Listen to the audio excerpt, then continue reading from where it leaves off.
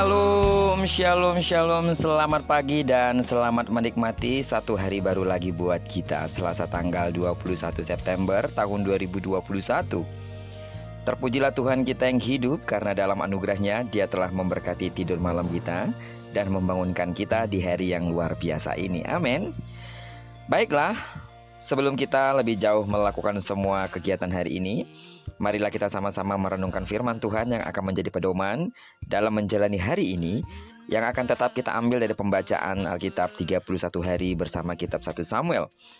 Dan hari ini kita telah berada di hari yang ke-21, maka kita akan membaca kitab 1 Samuel pasalnya yang ke-21 ayat pertama sampai dengan ayat yang ke-15.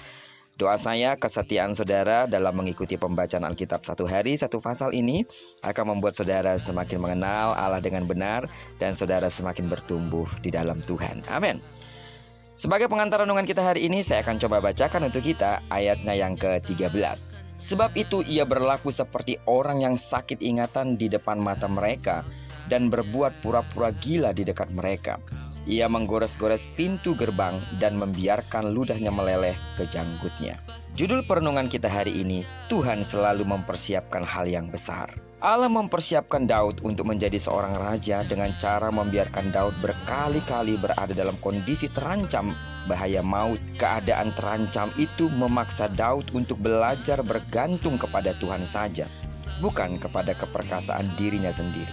Daud benar-benar merasa ketakutan. Ketenaran namanya justru menjadi ancaman. Dalam masa pelarian dari kejaran Raja Saul yang hendak membunuh dia, Daud berharap bahwa orang-orang di kota Gad tidak mengenalnya.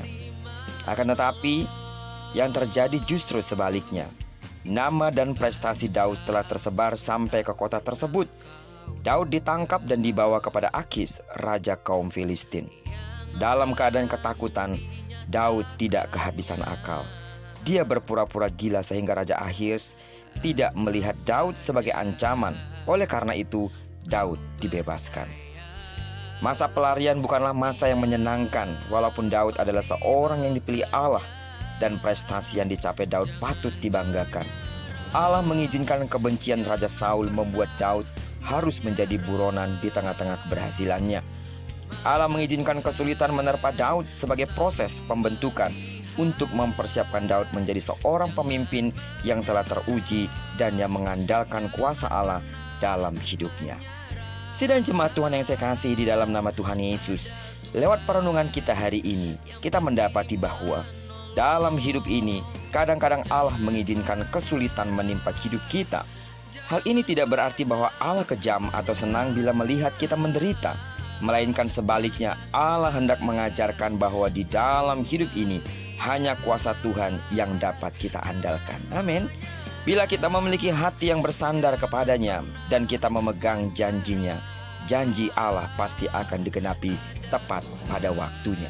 Proses yang begitu menyakitkan secara manusia yang harus dialami Daud membuat dia menjadi seorang raja yang sungguh-sungguh berhasil, membuat dia menjadi seorang raja yang sungguh-sungguh takut akan Tuhan, membuat dia menjadi seorang raja yang sungguh-sungguh mengandalkan Tuhan saja. Ingatlah, Tuhan sesungguhnya tidak senang melihat saudara menderita, tapi semuanya itu diizinkannya.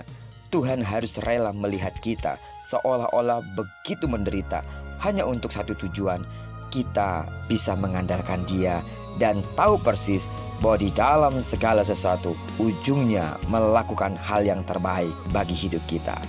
Terpujilah nama Tuhan. Kiranya perenungan kita hari ini sungguh-sungguh mengingatkan kita kembali bahwa tidak ada hal yang terjadi dalam hidup kita tanpa kebetulan. Semuanya dirancang oleh Tuhan untuk kebaikan kita di masa yang akan datang. Diberkatilah kita sepanjang hari ini dan digenapi firman-Nya yang berjanji bahwa apa yang dikerjakan tangan kanan dan tangan kiri kita dibuatnya berhasil. Kemanapun kaki kanan, kaki kiri kita melangkah, di sana kemuliaan Tuhan akan dinyatakan. Dan diberkatilah kita bersama dengan orang-orang yang kita kasih, serta bersama dengan orang-orang yang kita cintai dimanapun mereka berada. Doaku buat sidang jemaat Tuhan yang masih sakit secara fisik, disembuhkanlah engkau di dalam nama Tuhan Yesus. Dan bagi saudara yang memiliki beban berat, ingat seperti perenungan firman hari ini, mungkinkah Tuhan sedang merancangkan yang besar atas hidupmu? Berpasrah, berserah, dan percaya Tuhan sedang merancangkan hal yang luar biasa. Terpujilah nama Tuhan. Shalom.